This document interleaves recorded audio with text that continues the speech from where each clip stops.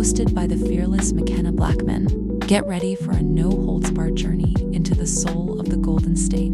This show strips away the gloss to bring you raw, real stories, from sun-soaked SoCal to the streets of the Bay. Expect Makenna to dive deep with people, shaking things up, real activists fighting for change, and everyday locals living California's wild, unfiltered dreams.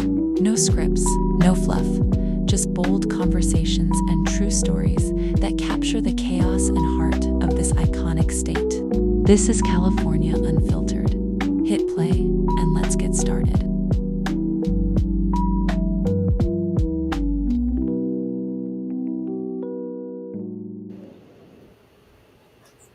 Well, good evening, everyone.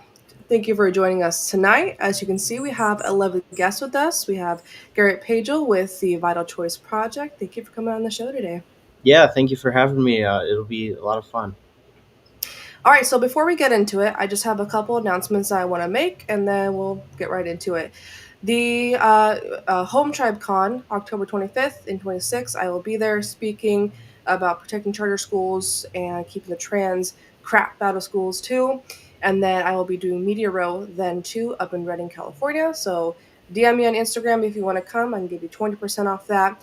And then, like I said, last show, our new show is at 6 o'clock instead of 7 every Monday, live Pacific Standard Time. Now that we got that out of the way, Garrett, go ahead and tell us who you are, what you do, and all the good stuff. Yeah, awesome. So my name is Garrett Pagel. I'm the founder and president of the Vital Choice Project, and then I also do some political consultant work in the MAHA movement, specifically around like natural nutritional guidelines and health policies that are going to hopefully break us away from Big Pharma's influence here on our food supply that causes all the problems that we are seeing very heavily hit Gen Z right now. Yeah, so that kind of brings me to my first question. I mean, in 2025 and in recent years, childhood obesity has been, skyrocketing through the roof.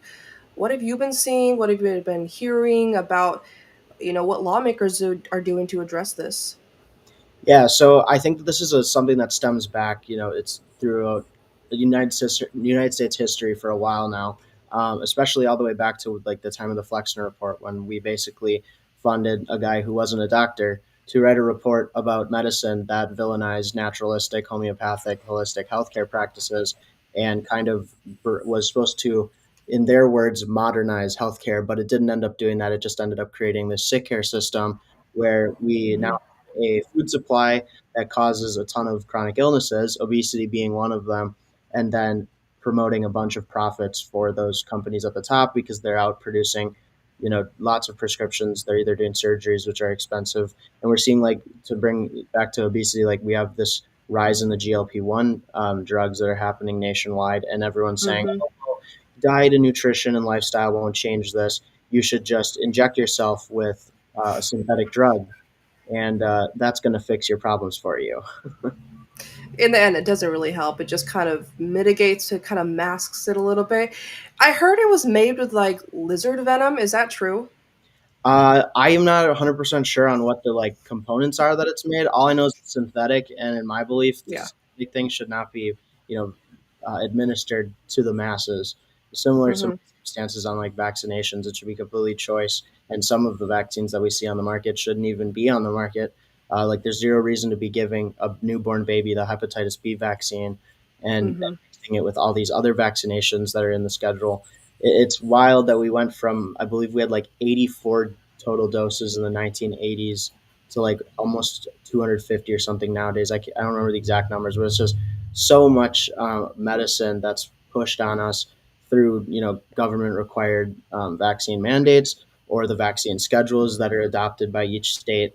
And it's really good to see a lot of these kind of things coming to the surface now, where people can actually question it and not get called a kooky weirdo for Mhm. just questioning the science behind something. Yeah. I mean, I feel like there was a time where medicine and the vaccines weren't really pushed. I mean, when did it kind of like make the shift? Yeah, so it stems back to really the beginning of all the problems that we're facing right now on this health in the health world and the health topic in the Mhm.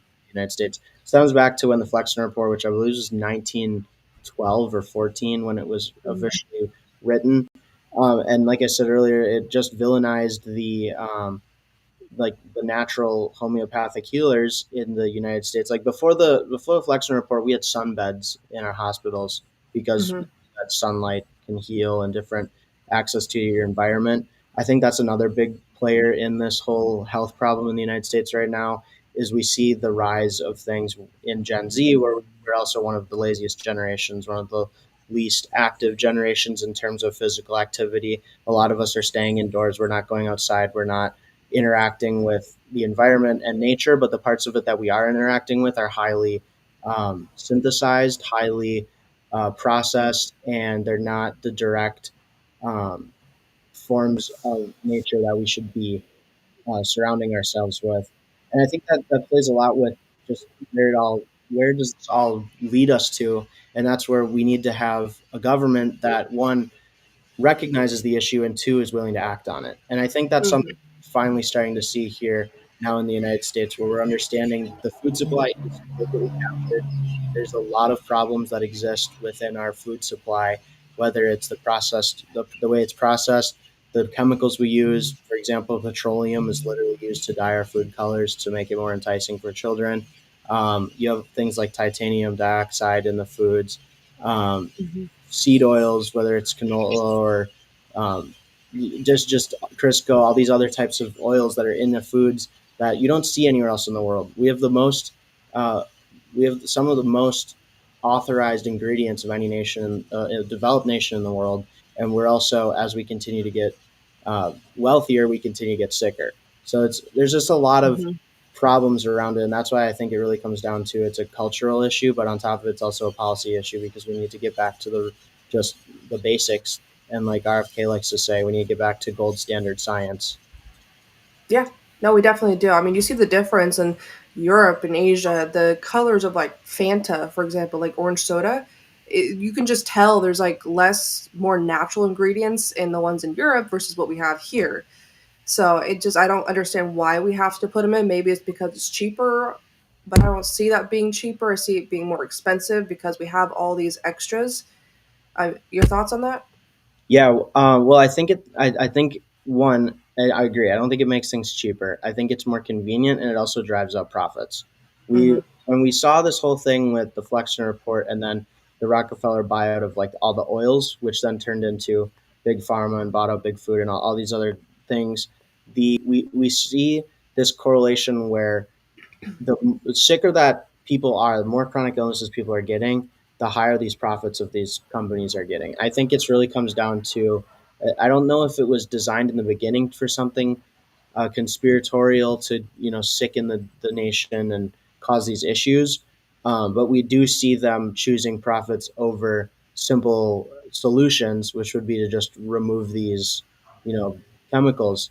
I think too it comes down to just the way that the it all is in bed together in a way. You have the insurance companies that profit when people are sick, and you have the prescription companies that profit when people are sick, and the people that then end up paying for a lot of this is the government. Like a lot of our um, like things that expenses is into our nation's health, and when you have a sick nation, it's hard for us to progress in a better direction. Mm-hmm.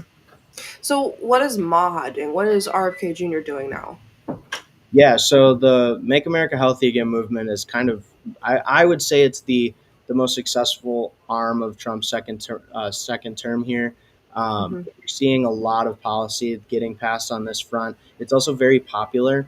We're seeing a lot of medical freedom groups and advocacy popping up across the country. It's something that a lot of people that are moderate to center left or center right are all able to come together around because it's hard to disagree on something that's so important as health. Um, Right. for example, we've seen like here in Arizona where I'm located, we've seen the passing of HB 2164, which removed all the petroleum food dyes from the school lunches. And then we saw it in California as well, which remind me of the bill code. Do you remember what it was called? Sorry, you froze a little bit on my screen Oh, here. the California one. What was the name of the bill? It was two. Oh, I have it written down here. It is Assembly Bill 2316. Awesome. Yeah. So we're seeing bills Yeah. like that getting passed, and a lot of these are getting passed unanimously. Like here in Arizona, we saw it go through completely unchecked. There was no pushback from either side. Both sides of the aisle came together to pass something that was just generally better for our children's health. And I think that that's just something that we need to get back to as a country. We need to be able to come together around issues and fight for whichever one is whichever one is affecting us better, whichever one is creating a better future for us. We're in a situation where it's difficult for us to continue on the path we're going without major consequences. Definitely. And this is not just an Arizona issue. This is not just a California issue. It's not just a US issue. I mean, I think it's a global issue. It affects everybody.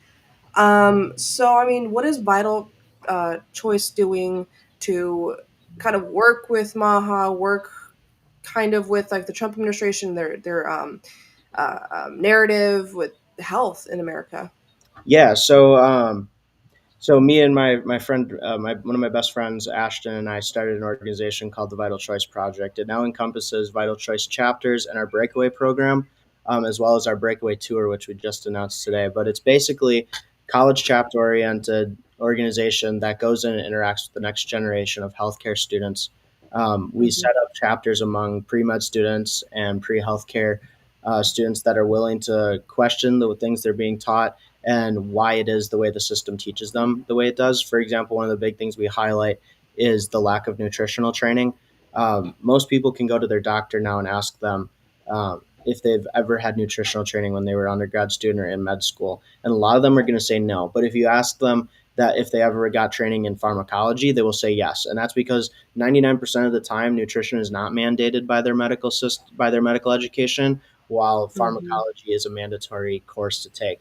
So what we do is we go into the college campuses, we build chapters among students who have this like-minded um, belief that we've already got everything we need. God created everything we need to be a thriving society. We just have to get back to understanding naturalistic medicine and naturalistic lifestyles.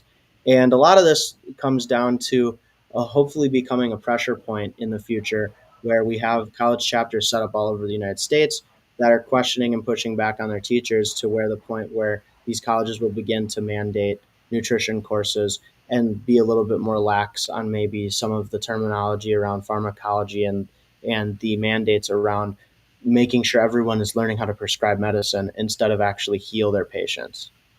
Hmm. What what I was kind of thinking about here was I saw a video on Instagram about the Russian way to cure a cold. It was just vodka. I'm like, why can't we just do that to, you know? But I'm not trying to like push that like for minors, so you know all that stuff. But I just thought it was funny how like, Russia and all these other countries have these like more natural kind of ways of combating a cold or combating like illnesses. I don't understand why we're so reliant on these synthetic like medications and vaccines and whatnot. Yeah, I mean it's crazy when you look at it just how many options there are naturally and sometimes even cheaper. Majority of the time it's cheaper because if the way I look at it is our healthcare should be our shopping carts. We should food is Hmm. medicine, and that's been a belief for a very long time. And for whatever reason, it's been kind of like villainized here in the United States, where if we've met a couple students on college campuses that have chronic illnesses, and they talk to us about the just some of like how it was getting diagnosed, and when they'd ask their doctor, oh well, is there anything that changing my diet can help with? Is there anything that changing the things I'm interacting with can help with the symptoms? They say, oh well, it doesn't really matter. I mean, diet's not going to change your outcomes. You've already got the illness. It's not going to go away. It's chronic. Blah blah blah. And we've seen it so many times where people can get into clinical remission, myself included, from their chronic illness through just treating it as food as medicine. And I'm not sitting here saying like I'm the most in shape person in the world. I'm the most healthy person in the world. I just was able to understand what my chronic illness was, what parts of my diet were causing the symptoms, removing those parts, and then training my gut microbiome back into this, I can eat whatever I want now kind of thing. But obviously still play it careful and cautious. But I go throughout my daily life without majority of the symptoms that I had. I'm not ending up in the ER anymore. I'm not dehydrated. I'm not going to the bathroom 14, 15, 16 times a day. And that's the That's the goal behind Vital Choice, is to just teach this next generation of healers. You don't need to just prescribe. You don't need to do surgery every time. You can relate it back to nutrition and diet and exercise. And if those things don't work, that's fine. Come back to the drawing board and maybe then go the allopathic route. But we Hmm. shouldn't be focusing so much on the second you end up with symptoms of something. Here's a painkiller, and here's a steroid, or here's an immune system suppressant, or an anti-inflammatory, or things like that. It should come down to, well, let's check out your diet first. Try this for a couple weeks to a month. Let's see what happens. If you're seeing a success rate there, then you don't need to visit the allopathic model. But the problem is when you ignore the allopathic model, uh, you, you don't make money, and that's what the system doesn't like. That's so unfortunate too, and I've realized with certain foods it makes me more bloated. It makes me gain weight. Like certain breads, I can't have sugars and different stuff. I've been trying. I just don't have the time. But I want to make my own bread. I have before, but making your own stuff is healthier. Growing your own vegetables and fruits is a lot healthier because you also have the chemicals that farmers spray on them, and that I feel like that kind of adds to why we're getting so sick. And then you have all the the pesticides and the bugs, and so it's better. I know a lot of people can't do it because a lot of people live in apartments or whatever, but it's just a lot healthier to just make and grow your own stuff. Yeah, and I think that's something too with this like industrialized world that we live in, and Hmm. this where we have a booming population here in the United States. So we are stacked on top of each other. There isn't as much land, depending on where you, if you're rural or in a metro area. Um, One of the things too, though, that you brought up that's really important to touch on is we do spray all of our food with stuff like glyphosate and other pesticides, and those things are not. They should not be ingested at all. They shouldn't be digested by us, and we see this all the time where the big three that I see being targeted the most in the MAHA movement right now would be glyphosate, which is the battle of pesticides and getting back to truly organic produce. Then there's the battle of the petroleum food dyes, which is to remove the food coloring from our food supply. And then I would say the worst, potentially the worst, would be the seed oil takeover of everything. Everything is cooked in some form of synthetic oil instead of other options that are healthier and cheaper, like beef tallow, butter, avocado oil, things like that. It's we have this society where we've become lazy in a sense to how we think about what it is we're eating, and no one wants to just question of like, well, why is it this way? Does it have to be this way? And then understanding that it doesn't. I just realized I was on mute. Sorry about that. But yeah, no, you're completely right. It's just it doesn't make sense to me because there's a natural way to do it, but it's a money thing at the end of the day. Yeah, it really is. Yeah. So kind of talk more about Vital Choice. How did you get it started? When did you get it started? I've seen on your website and some of your social media posts, you also work with people like Mike Tyson, I believe it was, Rob Schneider, a whole list of people. Yeah, so it came about when I was back when I was working at Turning Point Action during the last election cycle, and I was looking through a bunch of data on just like the where people were voting based on how high chronic illness rates were, and what came back, we've realized that the higher rates of chronic illness, or the more prevalent a chronic illness rate is in a district, the less likely Hmm. that district is to vote. The turnout rates are lower, and that's really where it came from. It was to a beginning. In the beginning, it was we wanted to try to create some sort of like pack or C4 that tried to deal with this issue. And obviously now it's stemmed into this much bigger thing that is an educational 501c3 nonprofit. And so what we decided was, what if we tried to fix the issue in total by going back to the education of healthcare? And one of our big things that we like to say is we can change healthcare by changing the way it's educated. And I truly believe that, because if we think about it as any other culture shift in America. When you go back to the base or the root of it and you change it over time slowly, you start to see it a lot more prevalent down the line, but as in a much broader scenario. So the same idea applies to this. We're going to the colleges where the indoctrination starts and the lack of training starts, and it's where the majority of our medical system is funded by big pharmaceutical companies. A majority of college students that need grant assistance or financial aid are getting grants that are funded by big pharmaceutical companies or CEOs within those companies and things like that. And we're going in to try to catch them while they're brand new to college, freshmen, sophomores. And if they're just understanding or trying slightly into the MAHA space, they are asking questions or trying to learn something separate. We're kind of there to have their back and make sure that they can go become the best healer they possibly can. And so what we ended up doing some cool events in the past where we did a thing to celebrate the passing of HB 2164 here in Arizona with Rob Schneider and a panel of guests, including Dr. Gator and Andrew Gruel. Um, they came in and we just did a panel where these families were allowed to come in, ask questions to people, and even the lawmakers that passed it, Representative Leo Biasucci, and just learn about the policy and learn how they can get it implemented into their school before it was legally mandated to be implemented by, which is 2027. So if parents want their school to have this natural or have the removal of petroleum food dyes and move it to a natural food coloring um, like blue spirulina or things like that, they can go to their school board and demand changes and go through that route.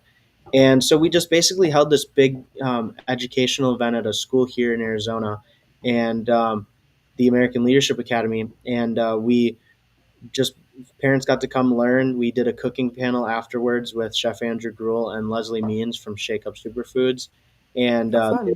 we were able to kind of just they showed a whole room of parents like, well, these are some other alternative ingredients. This is the best way you can make dinners this way, or have you ever thought of replacing this ingredient with this ingredient? And so it was just to try to create this big educational night with also the ability for a call to action of what they can do now to implement this into their own child's lives. Mm-hmm. Thing was when that was successful, we started to see a real interest from students. It was actually was that event when we started posting the videos on social media from it that we saw our first group of students come to us to ask to start a chapter, and that was the students that are now at our Davidson College chapter out in North Carolina. And that was when we realized, okay, this could be more than just we target a couple of students here or there and we fund them to go to school. This could be where we're building culture on campuses through chapters. And so now we have officially got 3 chapters up and running: Davidson College, Texas State University, and Kaiser University down in West Palm Beach, Florida.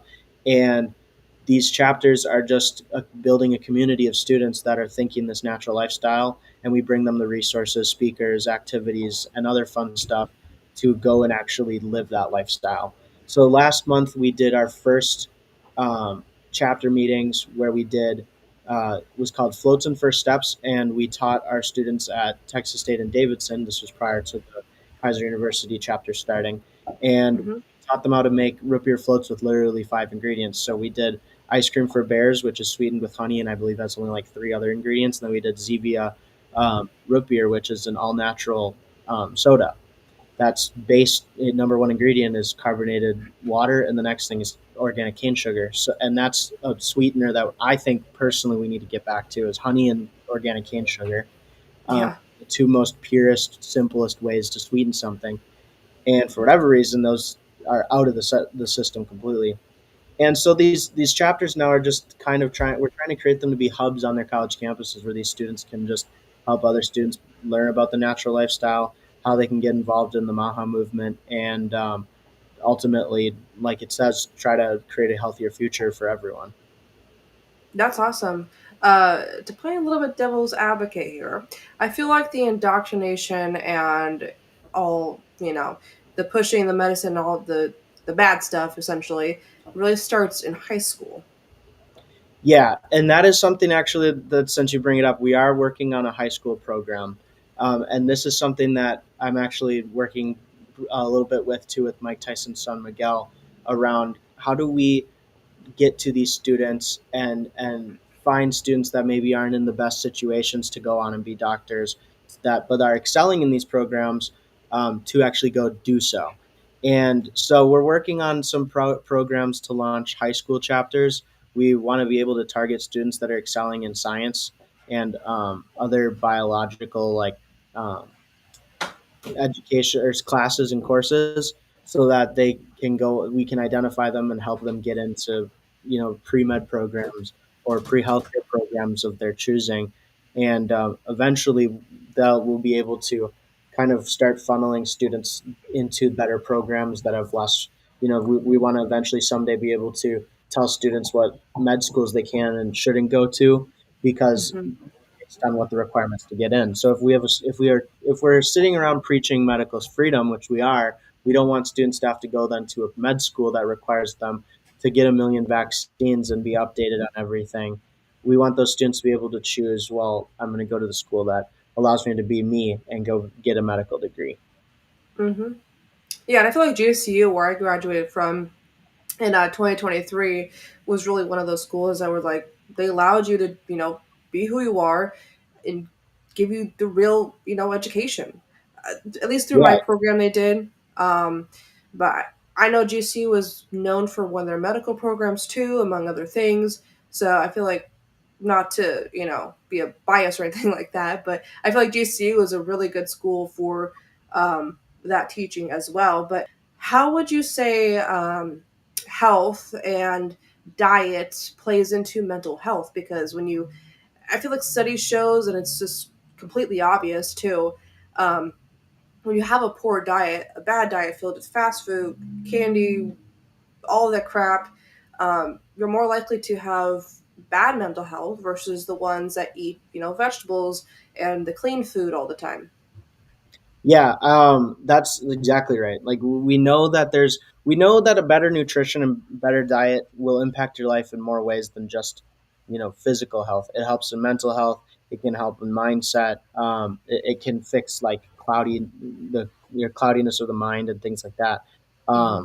We know that there's different like supplements and stuff that people can take, like ashwagandha or nootropics or things like that, that almost work as a natural form of like Adderall, where people are able to focus better and just understand and retain information better.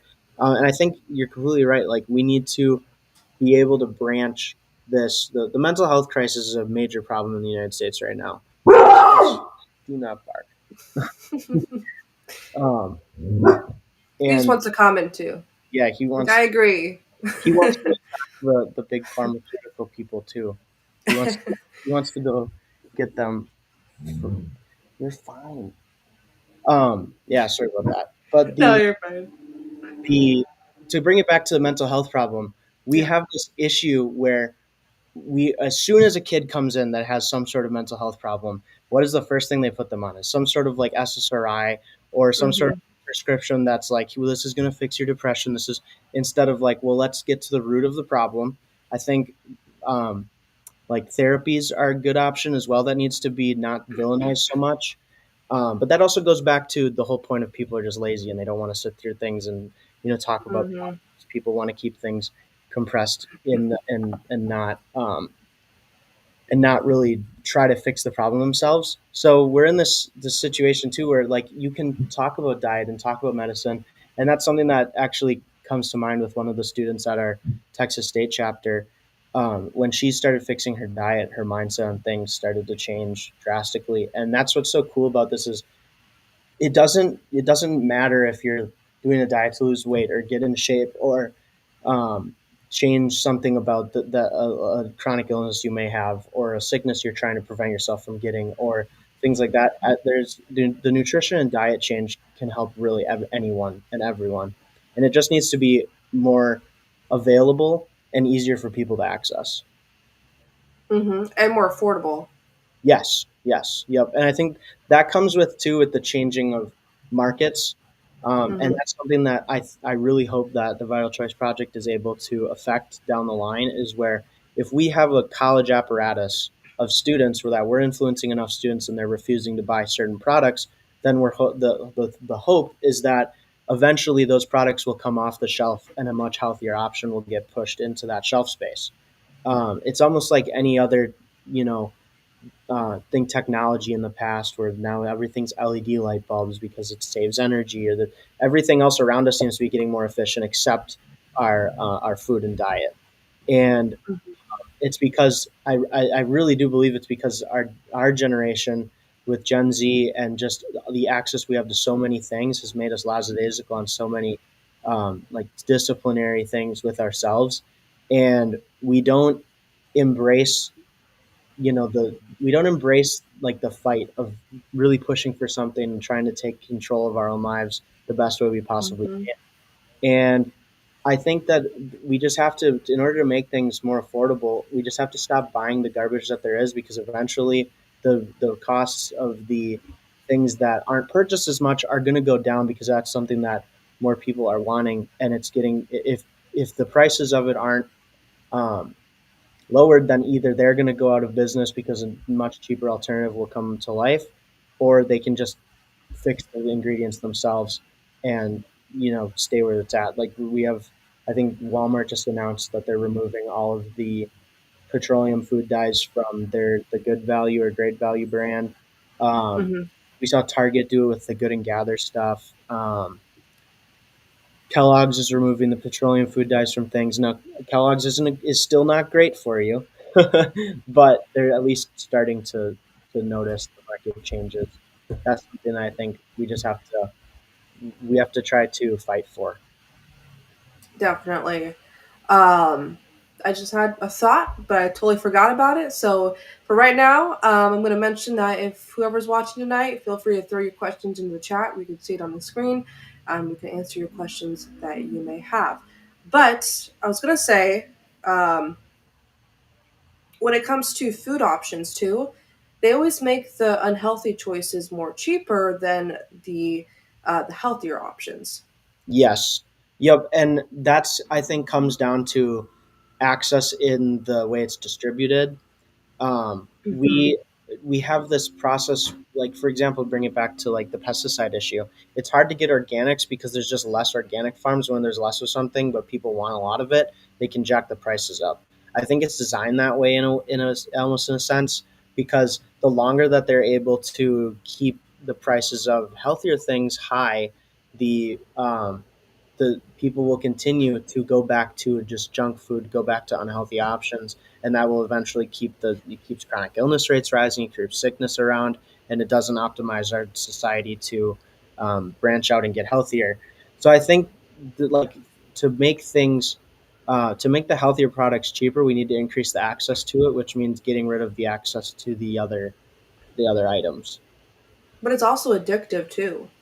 All those Yes. ingredients. It's all addictive. Sometimes I find myself going constantly to like chips and the ramen and the pre-packed stuff. I'm not perfect. I do eat healthy for the most part, but unfortunately, it's just I find myself drawn more to the Doritos and whatnot. But I stop myself most times. Like, okay, you had a little bit, having a little bit is not bad, but when you're overdoing it, that's when it becomes bad and detrimental to your health. Yeah, I mean, we are. I believe it's McDonald's that adds sugar to its lettuce, or at least used Oh, to. really? I didn't know that.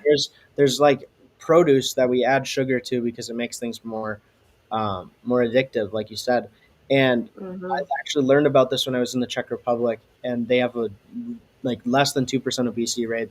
Some of the people had like never even heard of diabetes, is how just rare it is. They have like hundreds less ingredients that they are allowed into their food supply. Most things are made naturally, but it was a conversation between me and my roommate that I was staying with, and we were talking about like the McDonald's menu, how like in other countries there's like there's like exclusive items to that country, and I can't remember what it was in the Czech Republic, but we got on the topic of like the differences between American McDonald's and Czechoslovakian McDonald's, and the thing that came up was just how we were like looking at just ingredients, and there's like sugar in like the lettuce, tomatoes, and they didn't have that there. It was actual like lettuce and it was real food. Wild.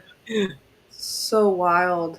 And I Yeah, remember, it is greenwashing. Greenwashing Christian. Yeah, and free range too. Gosh, it's crazy to me. Like yeah, we're so sick as a nation. yeah, I mean, we've been like I've been in this movement now for like 2 years almost, and it really was because I got a chronic illness and I did not want to live the way that I was being told I Mm-hmm. had to live the rest of my life. And so I met a chiropractor and they basically were like, there's options. You can try diet, stretches, exercise, all these different things.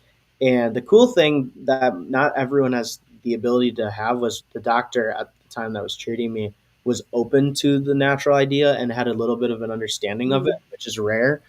But he didn't just say, "Oh, we're going to remove the portion of your colon that's inflamed. Oh, we're going to put you on a ton of medicine." Instead, when we told him like, "Well, we would like to do this as natural as possible," he got me off prednisone. He got me off the acid suppressant. I can't remember what it was called, but Mm-hmm.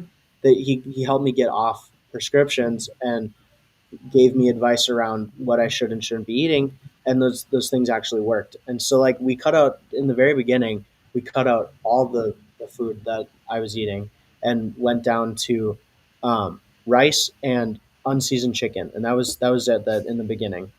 And then we also added in we did juicing, which was we did cabbage juice, and the reason for that, Mm. there was a study in like the 1970s or 60s. I can't remember exactly when, but it was a study that looked at a vitamin called vitamin U, which actually stood for ulcer. So with having ulcerative colitis, it was shown that there was a decrease in like the inflammation from drinking cabbage juice. So we're like, well, let's try this. I gotta And try that. it worked, and it helped. Like I'm to the point now where I really kind of eat whatever I want again. Like I wouldn't say I eat terrible. Like Mm-hmm. I'm still trying to eat as natural as possible. But if I go out to eat or something, it's not like I'm gonna have crazy side effects just because I, ate one seasoning that might be spicy and cause a problem. So we know that real healing can happen from these chronic illnesses. It's just down to us to, make the change ourselves. Definitely. And I also want to mention again, if you're just tuning in, if you have questions, put it in the chat. We can see it and we'll answer those questions accordingly, whatever questions you may have. But it also comes down to, smoking habits, drug habits, alcohol habits. If we're over consuming that too, that plays a role too. Yeah, definitely. I think I was reading a study that actually showed Gen Z is drinking less than the generation before us, which I found was really Did see that. interesting. Yeah. I don't drink really ever, um, Mm-hmm. and I have a lot of friends that don't as much either. Um, I have Yeah. friends that do, but there is quite a few that don't, and I think it's interesting because I don't know what is causing that. To be completely honest, I don't know what is causing the shift, but it is a good shift. So whatever's causing it is doing the right thing. I mean, I've also seen studies where like a glass of red wine, but this is again all in moderation. A glass of red wine is healthy for something. I forget what it was, or white was good for this. I do use, and I mean, support those ideas. Do you think those Yeah, are false? I know the wine when you're I think it's good or bad bacteria or something. It's good bacteria. Yeah, for cardiovascular or something. Yeah, I can't remember I don't exactly what remember. it is. But yeah, there's everything is okay in moderate. And I think that's something too that we just have to get in our minds. The problem is the only thing that is the option usually is the bad option, so we're not consuming it in moderate. Hmm. Yeah. I mean, again, it's also biblical too. Moderation. The Bible teaches moderation. I mean, Jesus is probably going to be my best friend because he turned water into wine. Just saying. But, but I mean, it comes down to the Bible as well because it also teaches moderation, not overindulging. Gluttony is the word I was looking for. So again, moderation is key with everything. But so we talked about mental health. We talked about the addictive drugs, the addictive additives. I mean, what else do you have for me? I guess some of the cool things that like are in the work for the future of like this health movement. I think something that I'm excited about is hearing rumors of a potential change to the nutritional guidelines, which would be Mm-hmm. huge because part of the one of the things that is most people might not know is fats are good, and the current system with like the my plate is you're not supposed to have fats. It's all about carbs. It's all about you're supposed to have your protein, carbs, and it shows like don't have butter, don't have pork. That's because it's too fatty, or don't have make sure it's lean steak.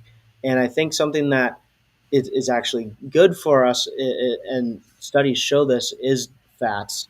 And I think a change to the nutritional guidelines and what we promote out as a good diet or a healthy diet, um, changing that can help change the problem a lot as well.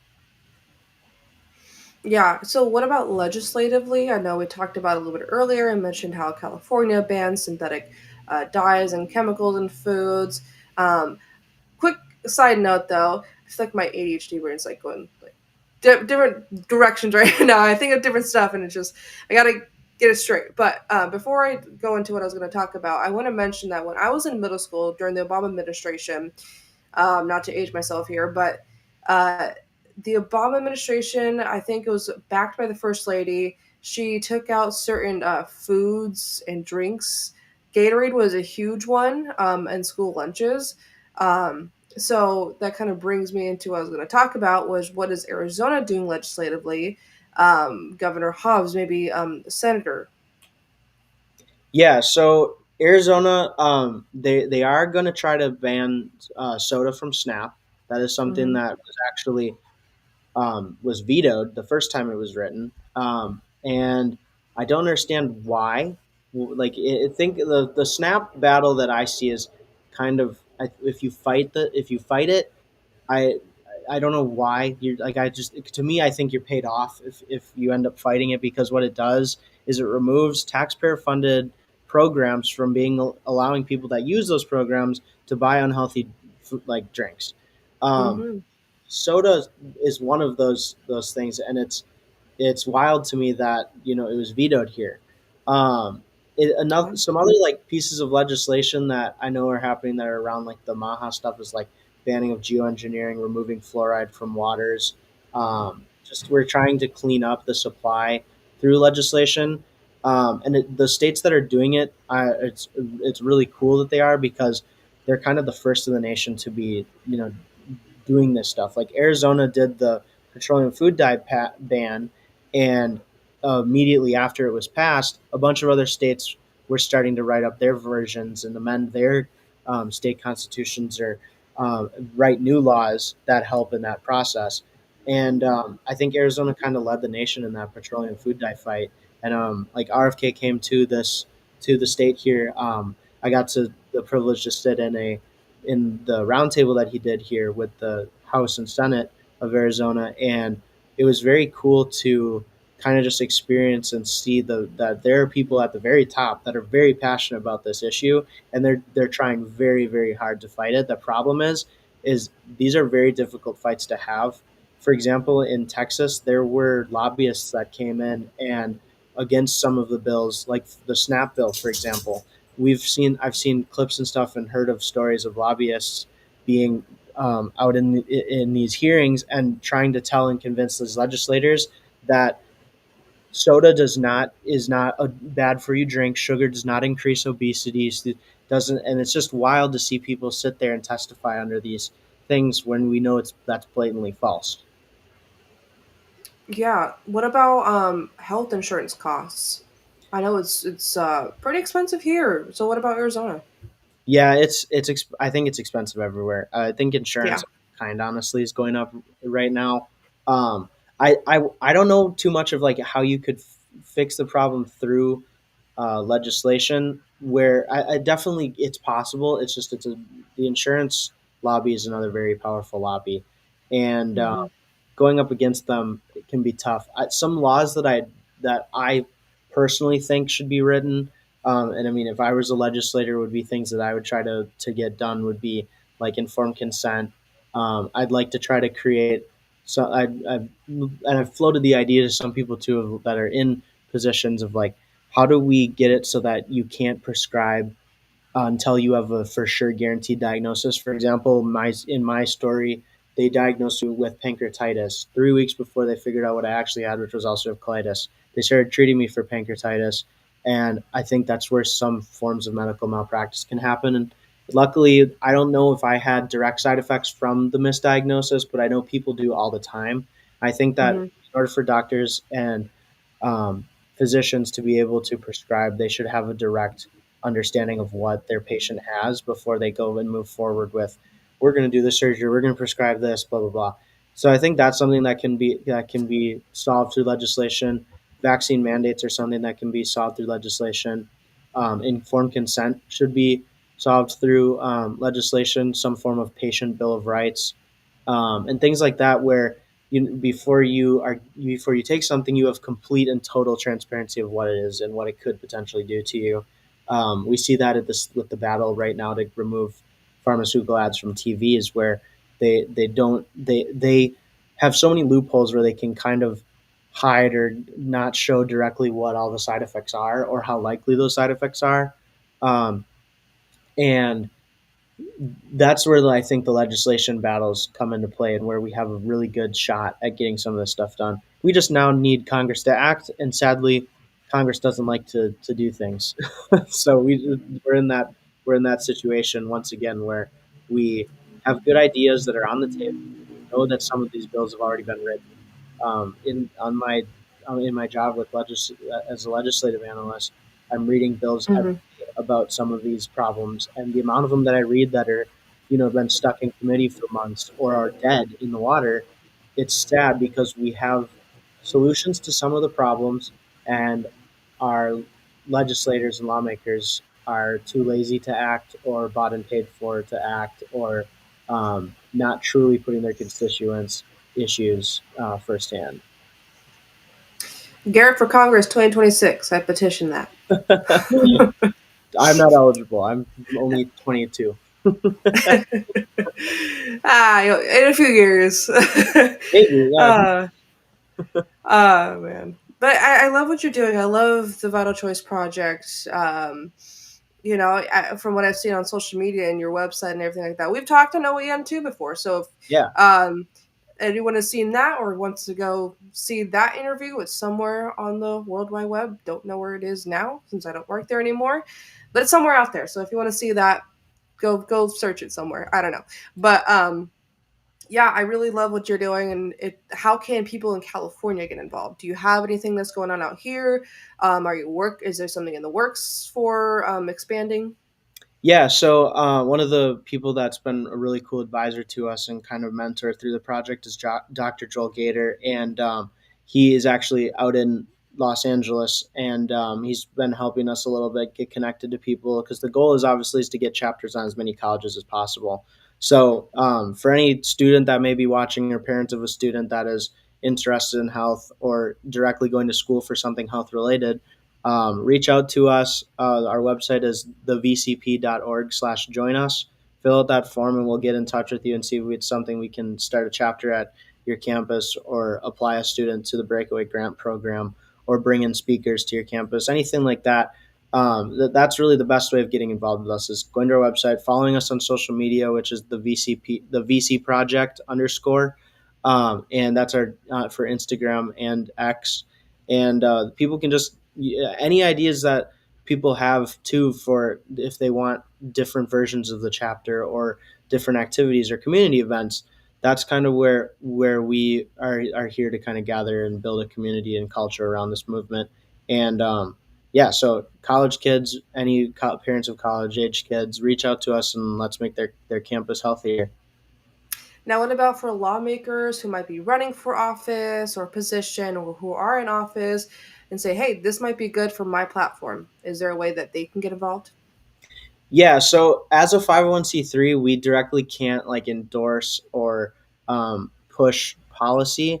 We can talk about and educate people on it, and different like we can educate people on different ways of voting and why they should vote, but we can't tell them which way to do it.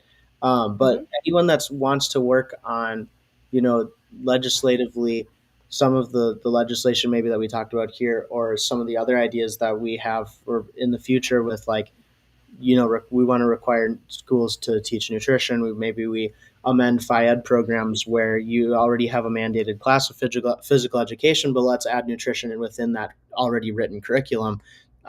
There's a lot of different ways that we can go about getting MAHA legislation enacted. So any person that is in a position of legislator, reach out to us and let's see what kind of cool stuff we can do.